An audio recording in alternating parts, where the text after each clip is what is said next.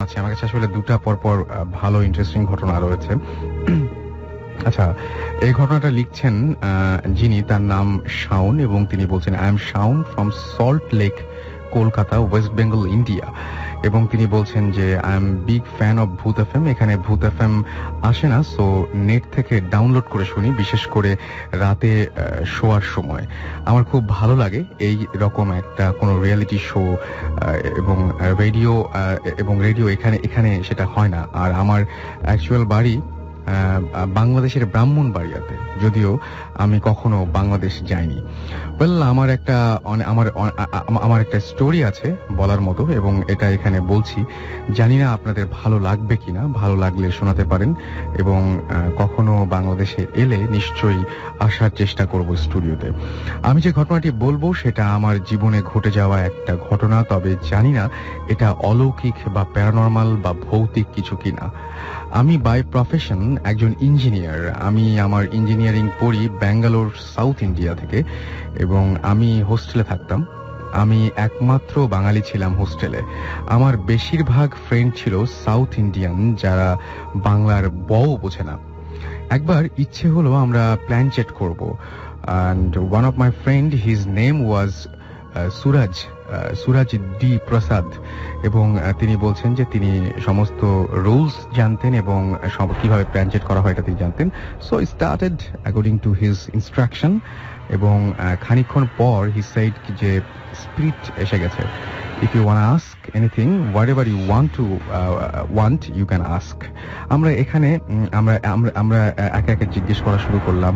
আমি প্রথমে কিছু জিজ্ঞেস করিনি এবং I asked Suraj that shall I ask any question in Bengali? He said yes you can. অর্থাৎ তিনি জিজ্ঞেস করেছিলেন যে আমি কি বাংলায় কিছু জিজ্ঞেস করতে পারি কিনা। তখন সুরাজ যেটা উত্তর দিয়েছিল যে হ্যাঁ, তুমি জিজ্ঞেস করতে পারো। এবং আমি জিজ্ঞেস করলাম, তোমার নাম কি? এটা একটা একটা বোর্ড ছিল, সেখান থেকে নেমটা পেলাম এবং সেই নামটা জানালো দীপ্তি। আমি আবার কোশ্চেন করলাম, কি করে মারা গেলে? বোর্ডে অ্যান্সার এলো অ্যাক্সিডেন্ট। আমি দেন ইচ্ছে করে ওকে আমার বোনের মোবাইল নাম্বার জিজ্ঞেস করলাম, অ্যান্ড সব থেকে অবাক হয়েছিলাম এখানেই। আমার বোনের নাম্বার আমার মনে থাকতো, আমি কখনো মোবাইলে সেভ করিনি। আমার কোনো ফ্রেন্ডও আমার এই বোনের ব্যাপারে জানতো না, বিকজ সে আমার দূরের রিলেটিভ ছিল। বাট আমি যে নাম্বারটা বোর্ডে পেয়েছিলাম, দ্যাট ওয়াজ হার নাম্বার। এবং সেদিন আমি সত্যি খুব ভয় পাই। আমি কখনো ভূত বা প্যারানরমাল কোনো কিছু চোখের সামনে দেখিনি এবং অনেকের কাছে অনেক গল্প শুনেছি, বাট আমার লাইফে এই অভিজ্ঞতাটা আমি নিজে ফেস করেছি। তাই ভাবলাম আপনাদের সাথে শেয়ার করি। সবাই ভালো থাকবেন। আমি বাংলাদেশকে খুব ভালোবাসি। শাওন তার ঠিকানা দিয়েছেন 10। তখন কিছু ঘটনার সম্মুখীন আমি হতাম, বাট ভূত এফএম করার ফলেই হয়তো আমার ভয় কেটে গেছে নাকি, মানে যেহেতু ওনাদের নিয়ে প্রোগ্রাম করি সেহেতু হয়তো ওনারা আমাকে ডিস্টার্ব করে না, নিজেদের লোক মনে করেন, এরকমও হতে পারে। বাট আমার এই লাস্ট যে বছরটা গেল 2011 এবং 2012 এ পর্যন্ত আমার কোনো ধরনের কোনো ঝামেলা হয়নি। বাট কয়েকদিন আগে, আমি লাস্ট ভূত এফএম করার কয়েকদিন আগে, খুবই স্বাভাবিক একটা ঘটনা, শুনে হয়তো তো মজা লাগবে না, বাট আমি ভয় পেয়েছিলাম। কারণ আমি এই ধরনের ঘটনা কেউ পাঠালে হয়তো সিলেক্ট করতাম না আমরা। তারপরেও বলছি, তো আমি বাসায় মোটামুটি সাধারণত যে সময় ফিরি সেটা অনেক রাত হয়ে যায়। তো সেদিন মোটামুটি রাত না, অত বেশি রাত হবে না, আমি মোটামুটি একটু আর্লি ফিরেছিলাম। তখন কয়টা হবে, রাত 8টা, এবং 8টার দিকে, 8টার সন্ধ্যায় বলবো, রাত বলা ঠিক হবে না। তো যাই হোক, ওই সময় ফিরেছিলাম আমি। আমার এটুকু মনে আছে যে আমি ফেরার কিছুক্ষণ পরে এশার আজান হচ্ছিল। তো আমি সাধারণত যেটা হয় যে এরকম ইলেকট্রিসিটি না থাকলে আমি ওপরে উঠি না, নিচে ওয়েট করি, এবং বাসার কেউ যদি না থাকে তাহলে ওঠার চেষ্টা করি না আর কি। বাসার কেউ ফিরলে তারপরে তাদের সঙ্গে নিয়ে তারপরে ওপরে ওঠার চেষ্টা করি। তো আমি মোটামুটি সেই প্রতিদিনের মতোই আমি উপরে উঠলাম এবং উপরে উঠে বসলাম। বসার পরে তারপরে আমি জাস্ট ঘরের মধ্যে না বসে, যেহেতু ঘরগুলো আরো বেশি আমার কাছে অনিরাপদ মনে হয়েছিল, আমি আমার ড্রয়িং রুমে বসেছিলাম বেসিক্যালি। এবং যেহেতু ইলেকট্রিসিটি চলছে না, আমি যখন একা থাকতাম তখন সবসময় যেটা করতাম যে আমি সবসময় টেলিভিশন চালিয়ে ঘুমাতাম। তো এখন তো কোনো উপায় নাই, আসলে ইলেকট্রিসিটি নাই। সো আমি যে কোনো কিছু জ্বালাবো বা কোনো কিছু নিয়ে আসবো ঘর থেকে, সে ধরনের কোনো মানে ইচ্ছাও হচ্ছে না এবং অস্বস্তি বোধ করছিলাম। এই যে অস্বস্তি বোধ আমার হয়নি লাস্ট 2 ইয়ার্স, আমার এরকম অস্বস্তি বোধ হয়নি। আমি একা তারপরে অনেকদিন থেকেছি, বাট সেদিন মনে হচ্ছিল যে কোনো একটা ঝামেলা আছে ওই দিনটার মধ্যে, এবং অন্য দিনের মতন সেটা মনে হচ্ছিল না মোটেই। আমার মনে হচ্ছিল যে এই দিনটা সবচাইতে অন্য সবগুলো দিনের চাইতে আলাদা। হঠাৎ করে আমি বসে খেয়াল করলাম যে হ্যাঁ, একটা সাউন্ড আসছে, বাট সেই সাউন্ডটা ঠিক পরিচিত কোনো সাউন্ড না। যেমন আমি শুনেছি অনেকেই ভূত এফএমে আসেন, বলেন যে মানে নুপুরের শব্দ পান। আমারটা ঠিক যেটা হচ্ছে সেকেন্ড যে বেডরুমটা, সেই বেডরুমের ভেতর থেকে হঠাৎ করে একটা আওয়াজ আসছে যে একজন মানুষ যদি পায়ের গোড়ালি দিয়ে মেঝেতে অনেক জোরে আঘাত করে তাহলে যে দুপ দুপ সাউন্ডটা হবে, এইরকম ধরনের একটা দুপ ধুপ সাউন্ড হচ্ছিল।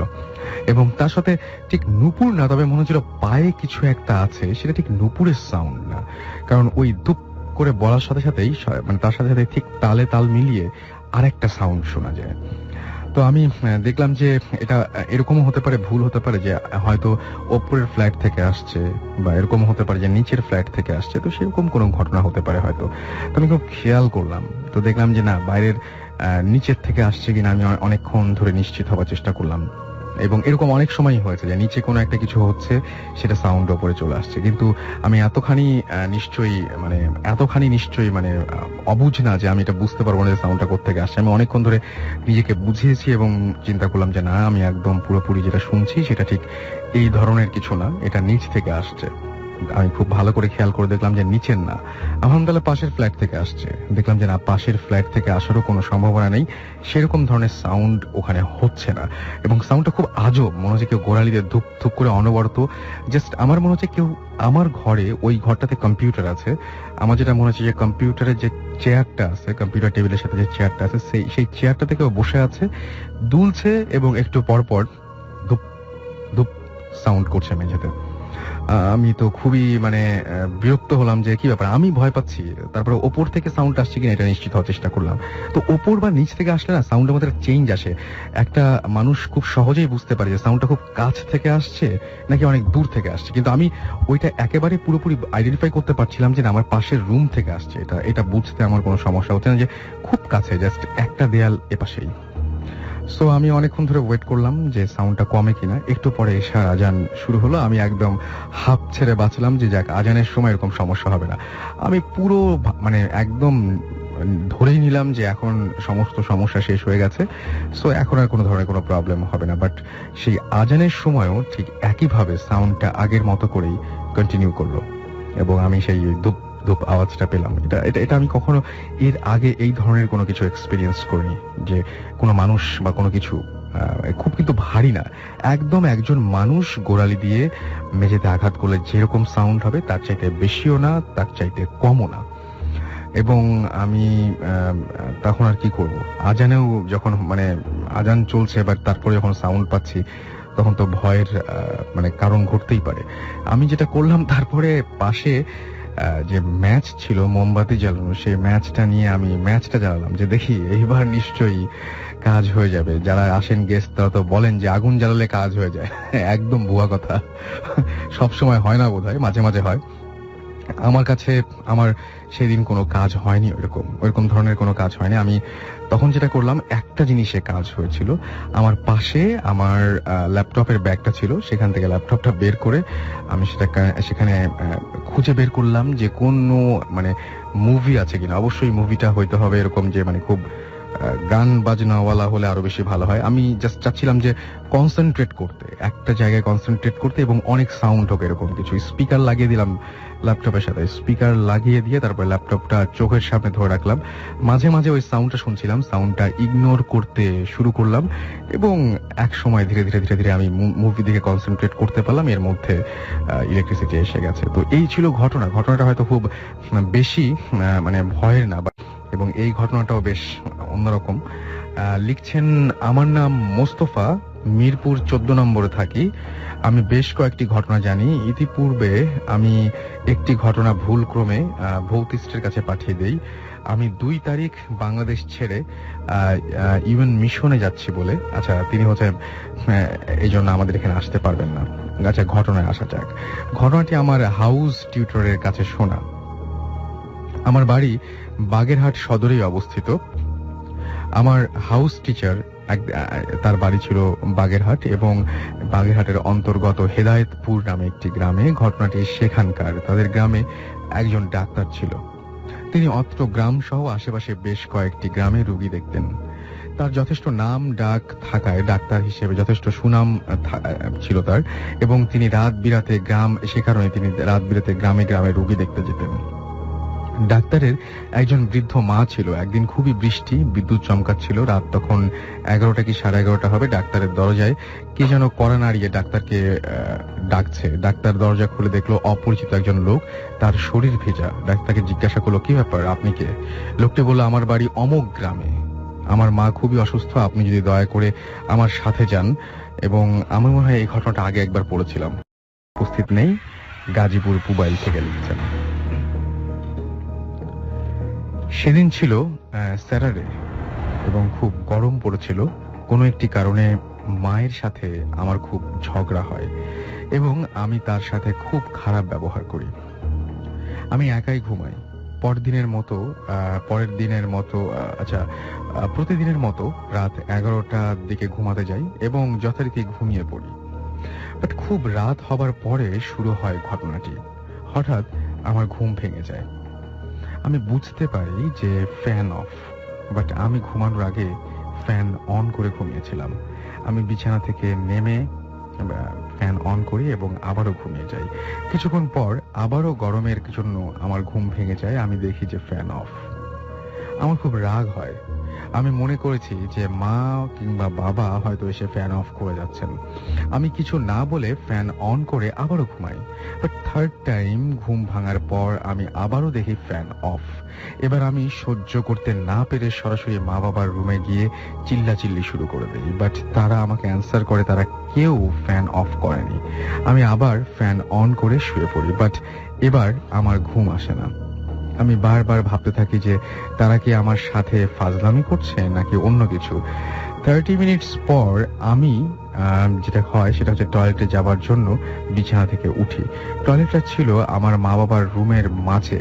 আমি বিছানা থেকে টয়লেটের কাছে আসতেই দেখি যে বাবা ঢুকলেন এবং আমি পাশে একটা চেয়ারে বসে ওয়েট করতে থাকি। বাট 20 মিনিটস হবার পরও বাবা যখন বের হলেন না, আমি তখন ঘড়ির দিকে তাকাই এবং দেখি যে 2:47 বাজে তখন ঘড়ির কাঁটায় ঠিক এবং কিছুক্ষণ পরে টয়লেট থেকে পানির সাউন্ড আসতে থাকে। মনে হলো বাবা গোসল করছে।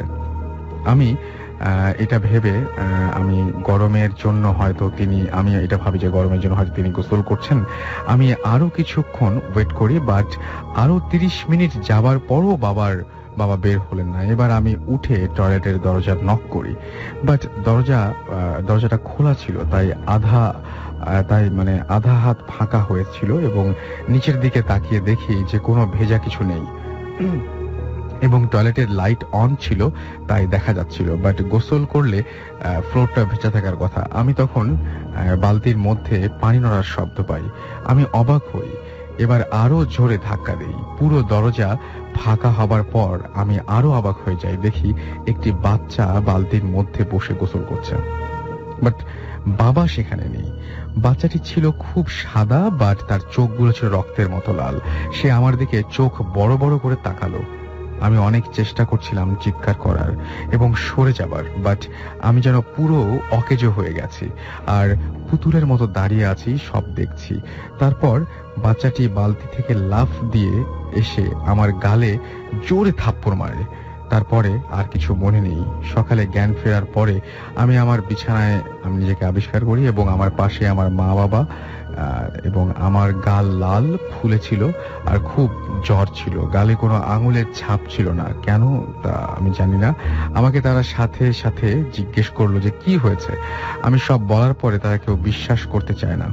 তারা ধরে নেয় আমি হয়তো ওয়াশরুমে পড়ে গিয়েছিলাম। আমি কিছুটা সুস্থ হবার পর মাকে সাথে নিয়ে মসজিদের হুজুরের কাছে যাই। বাবা অফিসে ছিলেন সেই সময়।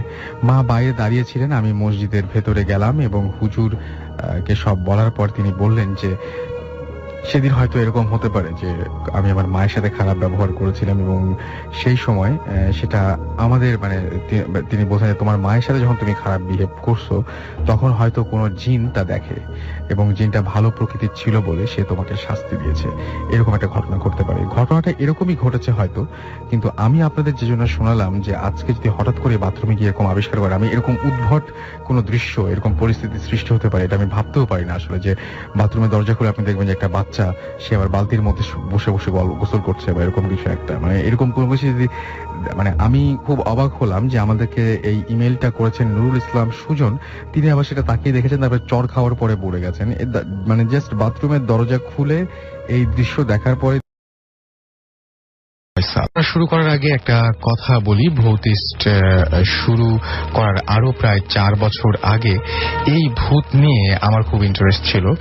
আমি ও আমার 2 চাচাতো ভাইকে নিয়ে 3 গোয়েন্দার আদলে ভূত গোয়েন্দা নামে একটি টিম খুলেছিলাম এবং ইনভেস্টিগেশনে যাওয়ার পর একটি মারাত্মক ঘটনার কারণে এ সম্পর্কীয় আমার জীবন ধারণা সবকিছু চেঞ্জ হয়ে যায়। যাক, আমি আজকে যে ঘটনাটা বলবো তা হলো আমার বাড়ির একটি ঘটনা। আমাদের বাড়িতে এরকম প্যারানরমাল অনেক ঘটনাই আছে। এই ঘটনাটা শুরু করার আগে আমি আমার বাড়ির বর্ণনা একটু দেই। রেল স্টেশন থেকে আমাদের বাড়ি যেতে প্রায় 1.5 কিলোমিটার কাঁচা রাস্তা। বাড়ি ঢুকতেই একটি কবরস্থান রয়েছে, সেখানে একটি বহু পুরনো তেঁতুল গাছ রয়েছে। এই তেঁতুল গাছ নিয়ে অনেক ভৌতিক কাহিনী আমাদের বাড়িতে ঘটেছিল। বাড়ির একদম শেষ মাথায় একটি বাঁশঝাড় রয়েছে এবং যেখানে একটি অনেক পুরনো কবরস্থান রয়েছে। ওই স্থানের নাম হচ্ছে পেশপাড়। আগের দিনে আমাদের বাড়ির স্যানিটেশন ব্যবস্থা এত খারাপ ছিল যে সবাই দূরের একমাত্র টয়লেটটা ব্যবহার করত। যা হোক, বাড়িতে ঢুকতেই কবরস্থান থাকায় যারা অন্যত্র কাজ করে রাতে বাড়ি ফিরত তারা অনেক ভয় পেত। তাই সেখানে বাড়ির মানুষজনের উদ্যোগে একটি মসজিদ করা হয়েছিল। তবে আশ্চর্যজনক বিষয় হলো এই যে মসজিদে কোনো হুজুর 2 মাসের বেশি থাকতে পারেনি।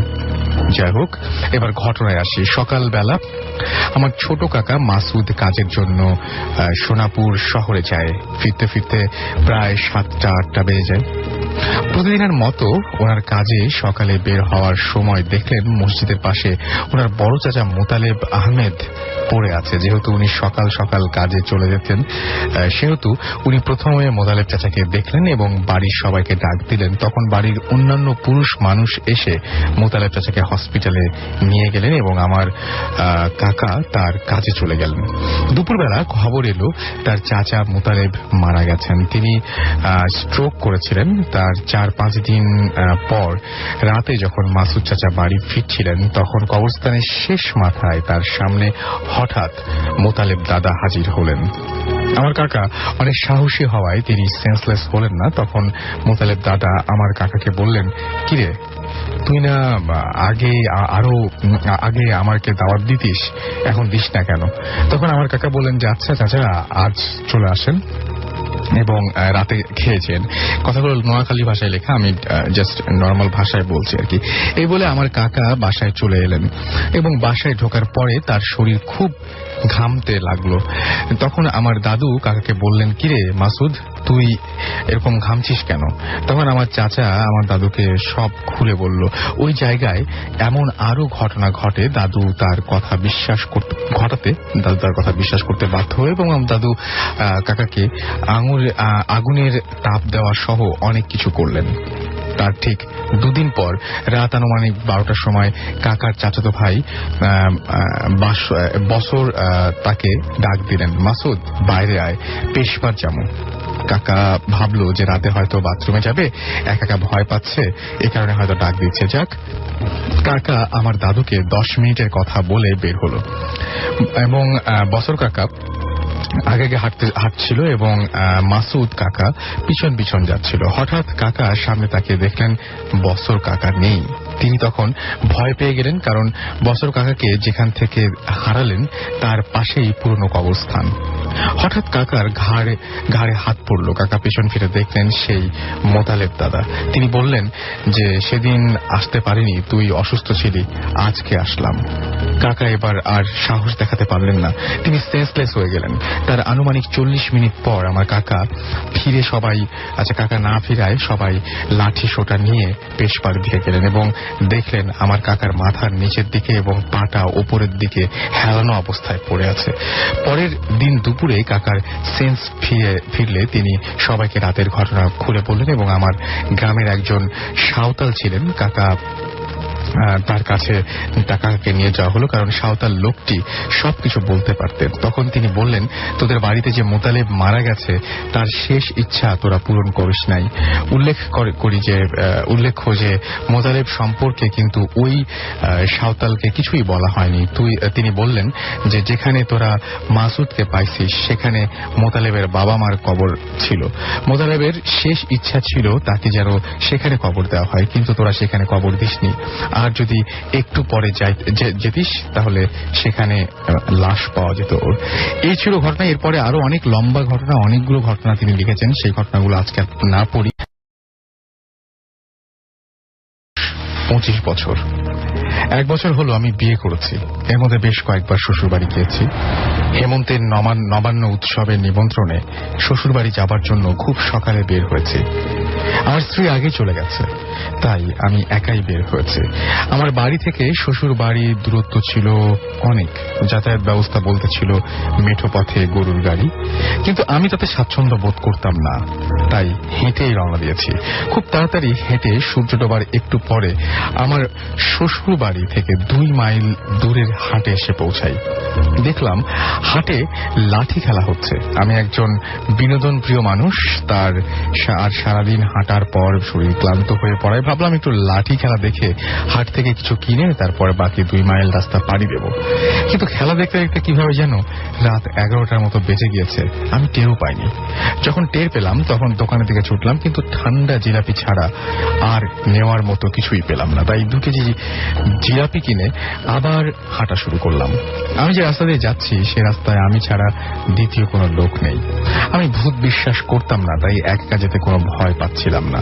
আমার সামনে যে রাস্তা, সেই রাস্তার একটু বর্ণনা দেই। আমার ঠিক 200 গজ সামনে ছিল বেশ কয়েকটা বড় বট ও শিমুল গাছ।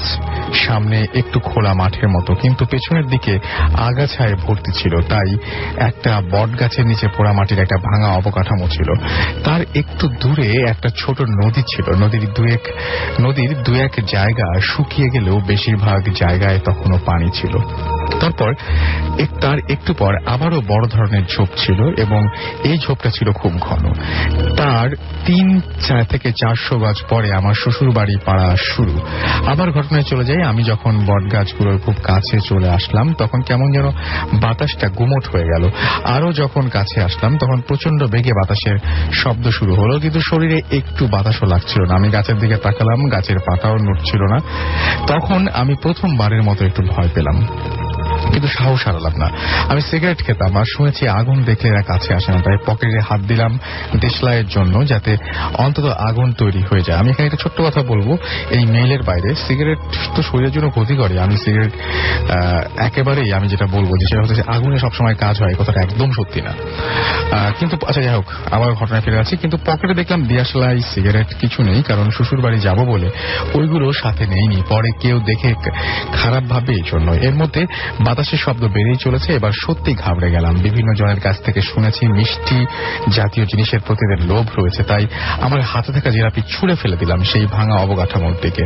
তারপর খুব জোরে দৌড়ানোর চেষ্টা করলাম। শরীর ক্লান্ত হয়ে পড়ায় পারলাম না। শব্দ হঠাৎ করে থেমে গেল। এরপর স্বাভাবিকভাবে হাঁটা শুরু করলাম, কিন্তু খেয়াল করলাম আমার বাঁ পাশ দিয়ে কি যেন হেঁটে যাচ্ছে, কিন্তু দেখা যাচ্ছে না। এরপর আমি দোয়া দুরুদ যা জানা ছিল পড়তে লাগলাম আর জোরে জোরে হাঁটা শুরু করলাম। তারপর নদীর কাছে এসে পড়লাম, কিন্তু শুকনা জায়গা দিয়ে নদী পার হচ্ছি, কিন্তু খেয়াল করলাম আমার বাঁ পাশে নদীর পানিতে অস্বাভাবিক রকমের শব্দ হচ্ছে। মনে হলো 4-5 জন মানুষ যদি হাঁটু পানির ভেতর খুব জোরে জোরে হেঁটে যায় তাহলে যেরকম শব্দ হবে কেউ সেভাবে পার হচ্ছে। আমি দৌড়ে নদীর এপারের জঙ্গলের সামনে এসে পড়লাম। হঠাৎ করে আমার চোখ আটকে গেল। আমি থমকে দাঁড়ালাম, যা দেখলাম দু চোখে বিশ্বাস করতে পারলাম না। দেখলাম আমার একটু সামনে রাস্তার মাঝখানে সাদা কাপড় পরা 5 ফুট 8 ইঞ্চি বা 5 ফুট 10 ইঞ্চি লম্বা একটা কঙ্কাল 2 হাত ছড়িয়ে আমার দিকে দাঁড়িয়ে আছে। তার বুক থেকে পা পর্যন্ত সাদা কাপড় ছিল, কিন্তু গলা ও মাথায় হাড় ছাড়া আর কিছু ছিল না। হাত ছড়িয়ে থাকার কারণে সেটাকে বিশাল আকৃতি দেখাচ্ছিল। আমি যেন ভয়ে জমে গেলাম। তারপর সে কেমন যেন মুখ বাঁকা করে শব্দহীন হাসি হেসে আমার দিকে পা বাড়ালো। মুখটা এমন বিকৃত হয়ে গেল যে কেউ দেখে ঠিক থাকতে পারবে না। আমার হাত পা অবশ হয়ে গেল। আমি কি করব কিছু বুঝে ওঠার আগেই সে আরো একটা পা বাড়ালো। এবার আর দাঁড়িয়ে থাকতে পারলাম না, দৌড়ানোর জন্য পেছন দিকে ঘুরলাম, কিন্তু ঘুরেই দেখি সেদিকেও আমার সামনে আরো কাছে চলে এসছে। আমি আর ঠিক থাকতে পারলাম না, চিৎকার করার চেষ্টা করলাম, কিন্তু মুখ দিয়ে কোনো শব্দ বের হয়েছিল কিনা আমি জানি না। আমার যখন হুঁশ হলো তখন দেখলাম আমি আমার শ্বশুর বাড়িতে শুয়ে আছি। আমার চারপাশে অনেক মানুষ, আমার স্ত্রী কাঁদছে। পরে আমার স্ত্রীর কাছে শুনলাম পোলক দিয়ে মাছ ধরতে যাওয়া 3 জন লোক আমার চিৎকার শুনে আমাকে উদ্ধার করে নিয়ে এসেছে। এরপর টানা 3 বছর আমি শ্বশুর বাড়ি যাইনি। এই ছিল যেটা তুমি ওকে নিয়ে যাচ্ছ কেন, আমার সাথে যাবে। আমাদের মা আমার বাবার সাথে ফাইট করে নিয়ে আসে। ঘুমের মধ্যে ছিল, হয়তো বা জানি এটা কি রেজাল্ট হইতো যদি আমি চলে যেতাম তার সাথে। ব্যাপারটা খুবই অদ্ভুত, আমি বলবো একদমই অদ্ভুত। যে আপনার ভাই বোনরা নিশ্চয়ই ছোট আপনার চাইতে? আমার বোনটা এত ছোট না, সে 2010-এ অর্থাৎ 3rd ইয়ারে উঠলো, বিএসসি 3rd ইয়ারে আসানো। আমি বলছি আপনার চাইতে ছোট। আপনার চাইতে ছোট, তার মানে ছোট ভাই বোন দুজনই একসাথে এই জিনিসটা দেখেছে। আচ্ছা, ভাইটা বয়স কিরকম হবে? ভাইটার ওই সময় বয়স ছিল আপনার 8 বছর পার হয়ে গেছে। তার মানে বেশ ছোট। তার মানে ও যেটা দেখছে ওটা সামনাসামনি দেখছে। হ্যাঁ, ও তো আর বাংলায় বলার সেটাই। এবং সে যে ঘুমের ঘরে তা না, উঠে বসে আছে রীতিমতো। যখন ঘরে ঘটনা করতেছে সে উঠে বসে। মানে এই ব্যাপারটা খুবই অদ্ভুত, আসলে খুবই অদ্ভুত। I am really sorry for that. আমি একটা মেইলে চলে যাব এখন, এবং আমাকে একজন মেইল লিখছেন যে রাসেল ভাই, শুরুতেই আপনাকে জানাই রেডিও ফুর্তির সকল শ্রোতাকে জানাই আন্তরিক শুভেচ্ছা। আমি ভূত এফএমের একজন নিয়মিত শ্রোতা। আমার জীবনে ঘটে যাওয়া এবং শোনা এরকম অনেক ঘটনা রয়েছে, যার মধ্যে থেকে একটি আজ শেয়ার করতে চাচ্ছি। জানি না ভালো লাগবে কিনা। আজ যেটা বলতে চাচ্ছি সেটা আমার সাথে ঘটা কোনো ঘটনা নয়। আমি যখন এসএসসি এক্সাম দিব তার আগে আমার এক বন্ধুর টিচারের কাছে ইংলিশ গ্রামার দেখিয়ে নিতাম। ঘটনাটি ঘটে সেই টিচারের সাথে। টিচারের তার নাম ছিল সঞ্জিত রায়। তিনি তখন দিনাজপুর গভর্নমেন্ট কলেজে ইংলিশে মাস্টার্স করছিলেন। অত্যন্ত ভদ্র এবং মেধাবী স্টুডেন্ট ছিলেন তিনি। গ্রাম থেকে শহরে এসে মেসে থেকে পড়ালেখার পাশাপাশি টিউশনি করতেন। 1996-এ তার বড় বোনের বিয়ে হয় একটি প্রত্যন্ত গ্রামে।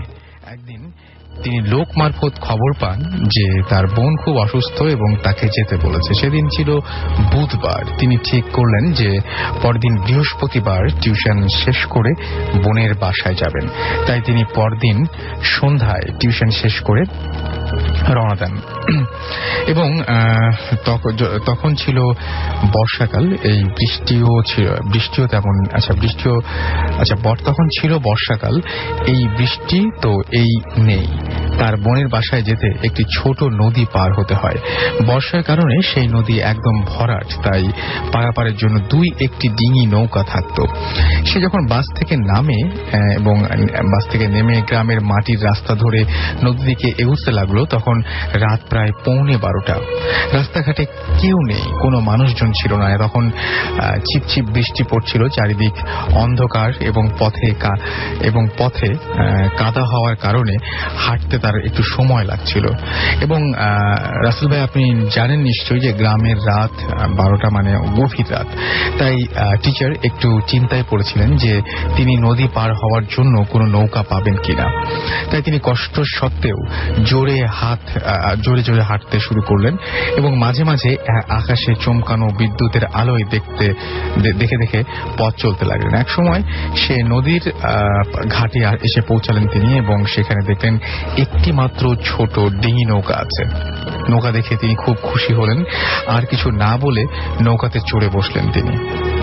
এবং নৌকার মাঝি ছাড়া সেখানে আর কেউ ছিল না। টিচার নৌকায় ওঠার সাথে সাথে নৌকা চলতে শুরু করলো।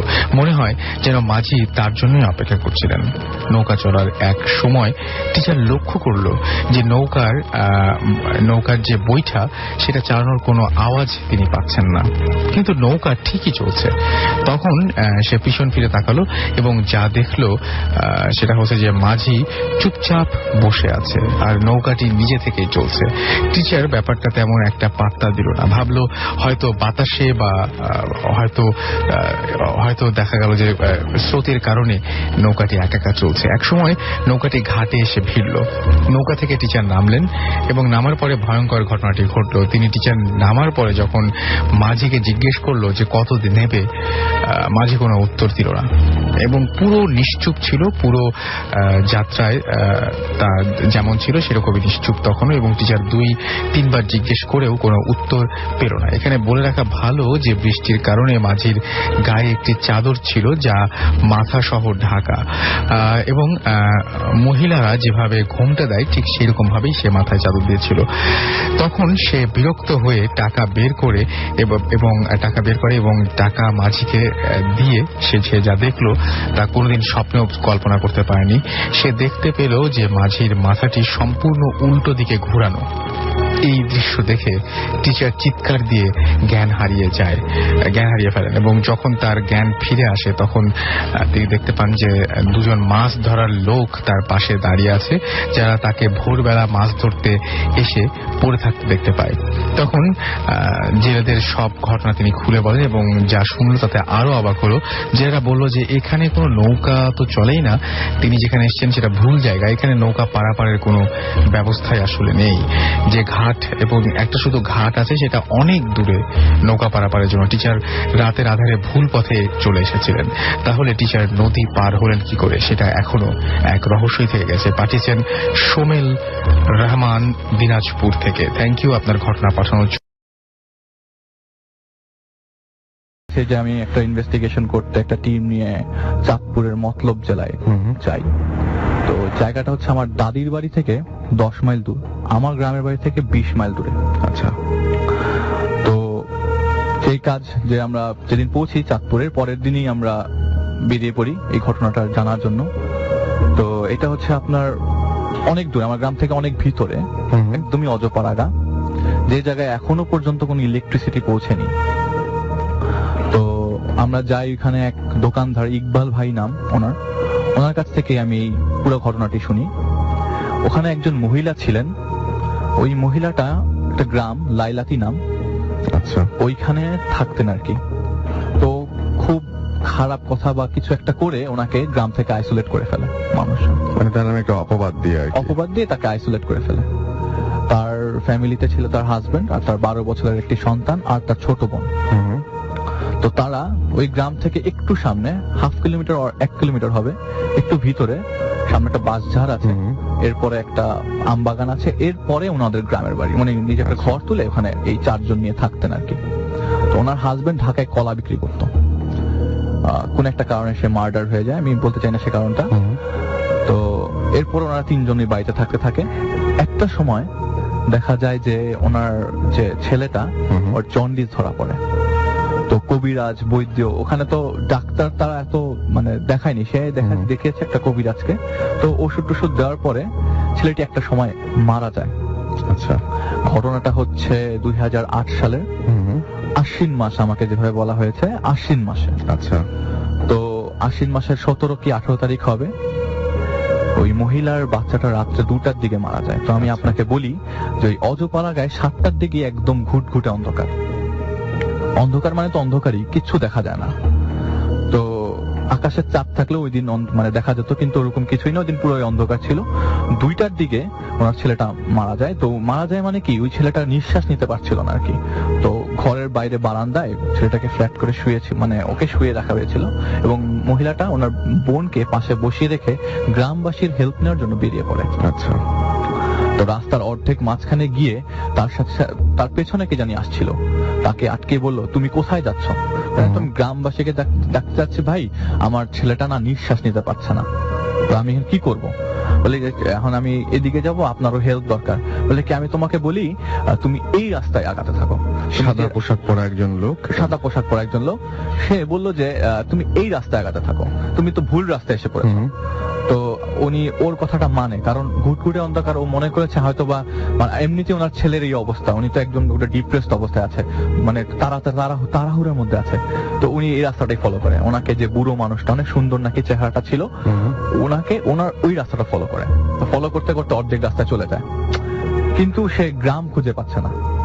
একটা বাজার আছে, বাজারের পর গ্রামটা, কিন্তু এই বাজারটাও আসছে না। কি ব্যাপার, আমি তো হাঁটছি। সে আবার ব্যাক করে ওই লোকের যেই জায়গাটায় উনি দেখা করেছে ওই লোকের সাথে, সেই জায়গাটায় উনি আর ওনাকে দেখতে পান না। তো উনি তো পুরা হতভম্ব হয়ে গেছে, আমি কি করলাম এটা। তো এমনি তাড়াতাড়ি করতে হবে, এমনি দেরি হয়ে যাচ্ছে। সে গ্রামবাসীর কাছে যেতে যেতে বাজার পড়লো। আমি যার কাছ থেকে ঘটনাটা শুনেছি, ইকবাল ভাই, সেই ওনার দরজা, মানে রাত্রেবেলা উনি এই জায়গায় ঘুমিয়েছিলেন দোকানে। তো ওনার দরজাটা নক করে, তো ডিরেক্ট আমি চলে যাই। ওই ইকবাল ভাইকে নিয়ে, হারিকেন নিয়ে উনি ওনার বাড়িতে যায়। বাড়িতে ঘরের সামনে ঢোকার পরে যে বারান্দাতে ছেলেটা শুয়েছিল, সেখানে দেখলো যে ছেলেটাকে ঘিরে সাদা কাপড় দিয়ে ঢাকা। লোকটাকে ও বললো যে আমি তো কাপড় দিয়ে যাই নাই, কাপড় আসলো কোথা থেকে? আমার বোনটা তো, আর একটা কথা, ওনার বোনটা উঠোনে পড়া ছিল, একদম শুয়েছিল। তো বোনটার দিকে না লক্ষ্য না করে একটা সাউন্ড ওরা পেলো, যে কটকট একটা সাউন্ড আসছে, ওই পর্দার পেছন থেকে একটা কটকট সাউন্ড আসছে। তো ওনারা খুব ভয় পেয়ে যায়, মানে ইকবাল ভাই সহ ওনারা ভয় পেয়ে যায়। তো পর্দাটা নাড়ানোর পরে ওই দৃশ্য আর বলার মতো না। উনি যেটা বললো যে আমি নিজেও দেখলাম, উনি নিজেও দেখলো যে ওই বাচ্চাটার, আপনি যদি কারো হাত পা কেটে দেন আপনি বুঝবেন এটা একটা ইনসিশন দেওয়া আছে, কাট করা আছে, কেটে আছে, কিন্তু না, হাত পাগুলা ছেঁড়া অবস্থায়। আচ্ছা, হাঁটু থেকে পা গোড়ালি পর্যন্ত ছেঁড়া, তারপরে গ্রোইনটা, মানে এই হাতটা ছেঁড়া, হাতের তালু ছেঁড়া, সবকিছুই ছেঁড়া, মাথাটাও আলাদা করা, ইভেন এই যে চোয়ালটা, এই চোয়ালটা আলাদা করা মাথা থেকে। ওটা দেখার পরে উনি একদম ওই জায়গায় আর দাঁড়াতে পারলো না। যে লোকটা ওনার সাথে এসেছিল সে তো একদম ওই হারিকেন ফেলেই দৌড় দিল, আর উনি যে ওনার যার ছেড়ে মারা গেছে সে তো পুরো ওখানেই সেন্সলেস হয়ে গেছে। তো ওই লোকটা যখন গ্রামবাসীদের নিয়ে আসলো, আমাকে যেটা বললো যে আমি গ্রামের অনেক লোকজনকে নিয়ে আসছে, কারণ এটা সে বর্ণনা দিতে গিয়ে বলা হচ্ছে আমার সাথে সবাই আসো। আচ্ছা, অনেক লোকজন, মানে 40-50 জন লোকজন নিয়ে আসলো এই বাড়িতে। ঘরে ঢুকলো, বাড়িতে গিয়ে দেখলো যে এখন আরো খারাপ অবস্থা, খালি মাথাটাই পড়ে আছে, এখন এই বাকি বডিটাও নেই। আচ্ছা, তো উনি তো পুরো হতভম্ব হয়ে গেল। ওই মহিলাকে ওই গ্রামের মহিলারা আলাদা করে নিয়ে গেলেন, আর যে মেয়েটা পড়া ছিল উঠোনে, ওকে নিয়ে আসতে গিয়ে দেখলো যে খালি ওর চামড়াটা পড়ে আছে, ওর শরীরের ভিতরে কিছু নাই, মানে খোলসের মতো, ওর ভিতরে কিচ্ছু নাই, চামড়াটা পড়ে আছে। উনি তো ওইটা দেখে আরো খারাপ অবস্থা ওনার। পরে দাফন করলো আর কি, যে মাথাটা পড়া ছিল ওইটাকেও দাফন করলো। তা আমাকে বললো যে ভাই এই কাহিনী আমি মানে বলতে চাই না, বাট এটা আমার নিজের দেখা কাহিনী, আমি চাই না যে এরকম কাহিনী কারোর সাথে ঘটুক। ওই মহিলা এখন রাস্তাঘাটে পাগলের মতো ঘোরে, এবং তার একটাই কথা, আমাকে সুদ্ধা খেয়ে ফেল। আচ্ছা, কাউকে দেখলে বলে আমাকে সুদ্ধা খেয়ে ফেল, কারণ ওই মহিলা এটা আর স্ট্রেসটা নিতে পারেনি, এখনো সে পাগলের মতো রাস্তা দিয়ে হাঁটে। তো এখনো ওই জায়গাটা খুবই হন্টেড। আসল ভাই, আমি আপনাকে বলি, ওখানে কেউ যায় না, ওই জায়গাটা একদমই আইসোলেটেড, এবং সবাই ওই জায়গাটা বলে বেড়ায় যেখানে পিশাচ আছে, কিন্তু পিশাচ বলে তো অ্যাকচুয়ালি আমরা জানি যে কিছু নাই। হয়তো কোনো একটা কারণে এই জিনিসটা হয়েছে, আমি জানি না কি কারণে, কারণ আমি নিজে জিনিসটা দেখিনি। ঘটনাটা আমার উনি বলেছে, এবং উনি বলেছে যে না, এটা 100% আমার নিজের দেখা ঘটনা, এটা তো ভুল হওয়ার কথা না। এবং এটা 10 গ্রাম ঘুরে ঘুরে আসছে। আমি আমার নিজের গ্রাম থেকে ঘটনাটা পেয়ে ওনার কাছে গেছি, ঘটনা কত দূর না আসছে ঘটনাটা। একটা সিম্পল ঘটনা হলে তো এত দূর জানা আসতো না। এবং তিনি যখন নিজে বলেছেন যে আসতো, মানে নিজে দেখেছেন, সুতরাং নিজে দেখেছেন। চট্টগ্রাম থেকে একজন পাঠিয়েছেন, এবং তিনি লিখছেন যেভাবে, তার নাম মোহাম্মদ শহীদের ইমেলটি আমি পড়তে চাই। লিখেছেন, শুরুতেই সালাম দিয়েছেন সবাইকে, জানিয়েছেন আসসালামু আলাইকুম, জানি আপনি সব সময় ভালোর দলে। আমি মোহাম্মদ শহীদ, চট্টগ্রাম পলিটেকনিক ইনস্টিটিউট এর যন্ত্রকৌশল বিভাগের ছাত্র। আমার দেশের বাড়ি কক্সবাজার। যদিও আমার নিয়মিত রেডিও শোনার সুযোগ হয় না, কিন্তু রেডিও ফুর্তিতে ভূত এফএমটা তার শোনা হয়েই থাকে, সেটাই তিনি লিখে জানিয়েছেন। তিনি লিখেছেন যে আমি চট্টগ্রাম বিশ্ববিদ্যালয় এলাকায় দীর্ঘদিন যাবৎ কোনো এক ঘরে অ্যাটাচড গৃহশিক্ষক ছিলাম। আমার থাকার ঘরটি ছিল আলাদা, আমি একাই থাকি। ঘটনার দিনটি ছিল 12 জানুয়ারি 2012 বৃহস্পতিবার। এই অভিশপ্ত দিনটি যেন আমার জীবনে আর ঘুরে ফিরে না আসে। বাড়ি থেকে আসলাম মাত্র, বাসায় পৌঁছাতে রাত প্রায় 12টা বেজে যায়। তালা খুলে রুমে ঢুকতেই মনে হলো আমার সাথে আরো একজন ঢুকলো, কিন্তু না। যাই হোক, রীতিমতো শুয়ে পড়লাম, বাতিটাও অফ করে দিলাম। কিন্তু কেন জানি মাথায় একটা সন্দেহ কাজ করছিল। ভাবতে ভাবতে একসময় ঘুমিয়ে পড়ি। অচানক কে যেন পাশের টেবিল চাপড়াতে চাপড়াতে আমার নাম ধরে ডাকছিল। ঘুম ভেঙে যায়। বাতি অন করতে গেলাম, but electricity was not available. চোখ মুছে বসলাম। আমি কিছু বলার আগেই আমাকে বলা হলো, বিদ্যুৎ নেই, চার্জ লাইটটা চালাও।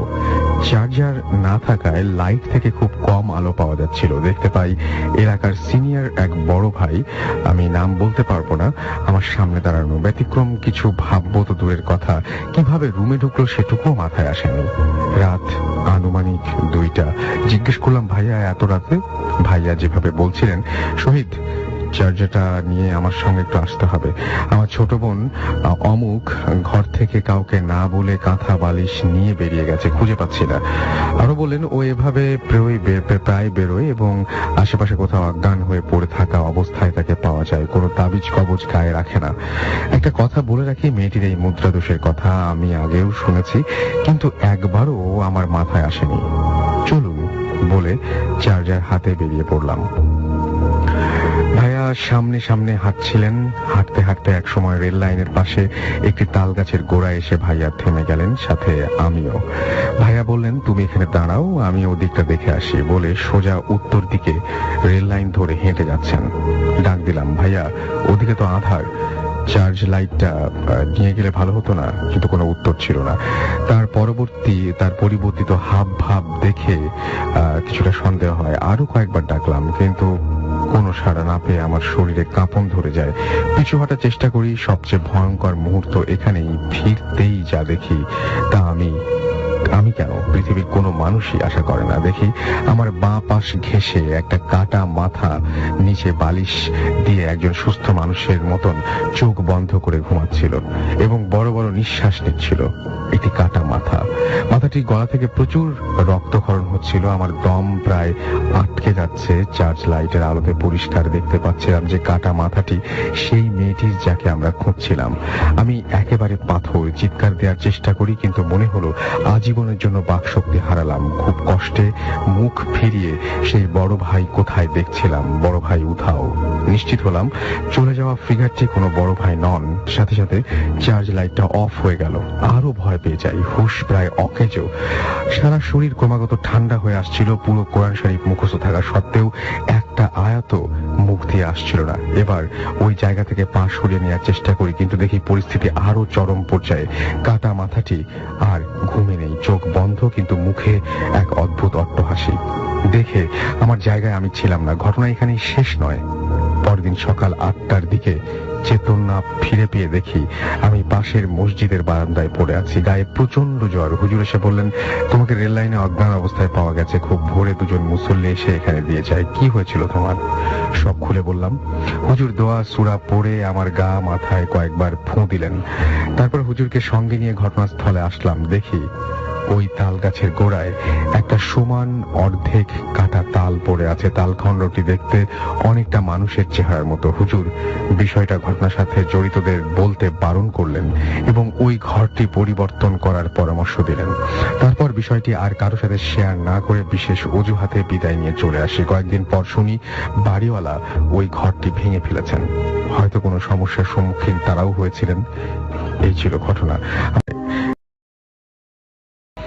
তাদের ঘটনাগুলো আমরা তখন চেষ্টা করি যে আপনাদের কাছে পড়ে শোনাবার। তেমন একটি ঘটনা পড়তে চাই। মঞ্জুর চৌধুরী আমাদেরকে এই ঘটনাটি পাঠিয়েছেন। তার সেই ঘটনাটি আমরা পড়ে শোনাচ্ছি। লিখছেন মঞ্জুর চৌধুরী, আমাদের বাসায় এক মহিলা পীর ভাড়া থাকতেন। আমরা জানতাম না যে মহিলা জিন সাধনা করতেন। আমরা প্রথমে দেখতাম মহিলার বাসায় প্রচুর মানুষ লাইন দিয়ে দেখা করতে আসতো। ডাক্তারের চেম্বারের বাইরে রোগীর ভিড়ের মতো অবস্থা। আমরা প্রথমে ভেবেছিলাম মহিলা বোধহয় কবিরাজি বা হোমিওপ্যাথি জাতীয় কিছু করে থাকেন হয়তো। পরে আমরা জানতে পারি মহিলা একজন পীর, তিনি জিন সাধনা করে মানুষের সমস্যার সমাধান করে থাকেন। আমরা 3 ভাই বোন এতে দারুণ রোমাঞ্চিত হই। আমাদের বাসার নিচের তলায় জিন এসে মানুষের সমস্যা সমাধান করে দিয়ে যাচ্ছে, দারুণ। মহিলা বলতেন আমাদের বাসায় ভাড়া নেওয়ার কথা নাকি তাকে তার জিনেরাই বলেছিল। জিন সমাজে আমাদের বাসার চর্চা হয় ভেবেই আমাদের শিশু রক্ত নেচে উঠত। মহিলার মতো জিন সাধনা করে যেতে লাগলেন। আমরা মাস শেষে সময় মতো ভাড়া পেতে লাগলাম। বাবা তাকে নাম দিয়েছিলেন পিরানি। মহিলা পীর বলেই পিরানি নাম, এবং পরে দেখা গেল সে পিরানি নামেই পরিচিত হলো। আমরাও তাকে ডাকতাম পিরানি খালা। সবই ভালো মতো চলছিল, শুধু এক সময় উপলব্ধি করলাম পিরানির বাড়িতে অতিথির সংখ্যা বড় বেশি। পিরানির নিজের 3 ছেলে, তার স্বামী, তার দেবর এক বাড়িতে থাকার কথা আমরা দেখলাম। এছাড়াও ওদের সাথে যুক্ত হলো তাদের ভাগ্নি পরিবার। তার বোনের পক্ষ থেকে 3 বোনঝি এবং 2 বোনপো। এত মানুষের থাকা, খাওয়া, গোসল বাবদ আমাদের প্রচুর পানি খরচ হতে লাগলো। আগে 1 ট্যাঙ্কি পানিতে আমাদের 3 ফ্ল্যাটের সব মানুষের দৈনিক চাহিদা পূরণ হয়ে যেত। ওরা আসার পর দৈনিক 3 বার ট্যাঙ্কি ভরার পরও পানির টান পড়ত। বাবা অনেক নোটিশ পাঠানোর পরও তারা অতিথি সেবা চালিয়ে যেতে লাগলেন। শেষমেশ আমরা বাধ্য হলাম তাদের বিদায় হবার নোটিশ দিতে। পিরানি চলে যাবার পরে নতুন ভাড়াটে আসলো বাসায়। স্বামী, স্ত্রী এবং ছোট 2 মেয়ের ফুটফুটে সংসার। আমরাও খুশি, পানির খরচ কমে গেছে অনেক। 1 ট্যাঙ্কিতেই চলে যাচ্ছে যায় 3 ফ্ল্যাটের সবার। মহিলার স্বামী অনেক রাত পর্যন্ত কাজ করে বাসায় ফেরেন। এই সময়টুকু মহিলা তার 2 শিশুকন্যা সহ বাসায় থাকেন। এক রাতে মহিলা 2 মেয়ে সহ টিভি দেখছিলেন। এমন সময় তার স্বামী দরজায় টোকা দিয়ে বললেন, ফাতেমার মা, দরজা খোলো। তিনি অবাক হলেন, তার স্বামী তো এত তাড়াতাড়ি ফেরার কথা না। একই সাথে তিনি অনেক খুশিও হলেন। তিনি দরজা খুলে বাইরে কাউকে না দেখে বেশ অবাকও হলেন। তিনি আরেকটু এগিয়ে গিয়ে আশেপাশে চোখ বুলিয়ে কাউকেই দেখতে পেলেন না, অথচ তিনি তো স্পষ্টই শুনেছিলেন তার স্বামীর ডাক। তিনি এইবার নিজেই তার স্বামীকে ডাকলেন, কিন্তু কেউ কোনো জবাব দিল না। এইবার তিনি ভয় পেলেন, ছুটে এসে দরজা লাগিয়ে 2 মেয়েকে জড়িয়ে ধরলেন, এবং ঠিক তখনই আবারও দরজায় টোকা এবং একই কণ্ঠস্বর, ফাতেমার মা, দরজা খোলো। এখন তিনি আগের মতো দরজা খুললেন না, কিন্তু এবার জানালাতেও টোকা পড়তে শুরু করলো। সে সাথে একই ডাক, একই কণ্ঠস্বর, একই সময় দরজা এবং জানালা থেকে একই স্বর আসছে। ছাদেও ধূপধাপ আওয়াজ হচ্ছে, যেন একদল লোক একসাথে ছাদে ঝাঁপিয়ে দাপিয়ে বেড়াচ্ছে। ফাতেমার মা জোরে জোরে সূরা পড়তে শুরু করলেন। মেয়েরা ভয়ে কাঁপতে লাগলো। দরজায় তখনও ধূপধাপ আওয়াজ এবং একসাথে একই ডাক, ফাতেমার মা, দরজা খোলো, ফাতেমার মা, দরজা খোলো। মহিলা অনেকক্ষণ দরজা খুললেন না। একসময় লক্ষ্য করলেন যে এখন আর দরজায় বা ছাদে আওয়াজ হচ্ছে না, তবে দরজায় সমানে ধাক্কা পড়ছে। তিনি ভয়ে ভয়ে নিজেকে সামলে ধীরে ধীরে দরজা খুললেন। এখন দরজার বাইরে তার স্বামী। স্বামী বিরক্ত গলায় জিজ্ঞেস করলেন, দরজা খুলতে এতক্ষণ লাগে, কি করছিলে তোমরা? মহিলা স্বামীকে জড়িয়ে কেঁদে ফেললেন। মেয়েরাও বাবাকে জড়িয়ে ধরে কাঁদতে লাগলো। ভদ্রলোক কিছুই বুঝতে পারলেন না, অবাক হলেন। মহিলা ধীরে ধীরে নিজেকে সামলে নিয়ে পুরো ঘটনা খুলে বললেন। স্বামী খুব গভীর মনোযোগ দিয়ে পুরো ঘটনা শুনলেন এবং সকালে আমার মাকে জানালেন। মা পিরানিকে খবর দিলেন। মা জানেন এটা কেন হয়েছে, কারণ পিরানি যখন প্রথম আমাদের বাসায় এসেছিল তখন এলাকার কিছু মাস্তান এসেছিল তাদের কাছে চাঁদা চাইতে। তিনি মাস্তানদের সাথে কোনো রকমের তর্কে যাননি, খারাপ ব্যবহারও করেননি। পরের দিন আমরা দেখলাম সকালে সব কয়টা সন্ধ্যা এসে তার পা ধরে মাফ চাচ্ছে।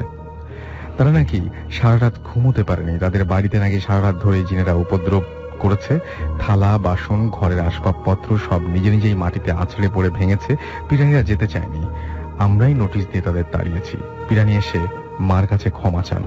তিনি বলেন তিনি জানতেন না যে জিনেরা এসে এই কাজটা করেছে। এটা ওরা নিজে থেকেই করেছে, তবে ওরা কারো ক্ষতি করতো না, শুধু ভয় দেখানোতেই তারা নিজেদের সীমাবদ্ধ রাখত। পিরানি জড়িত আরো কিছু ঘটনা আছে আমার কাছে, এবং সেটা তিনি পরে শোনাতে চেয়েছেন। যাই হোক, এই ঘটনাটা আমার কাছে বেশ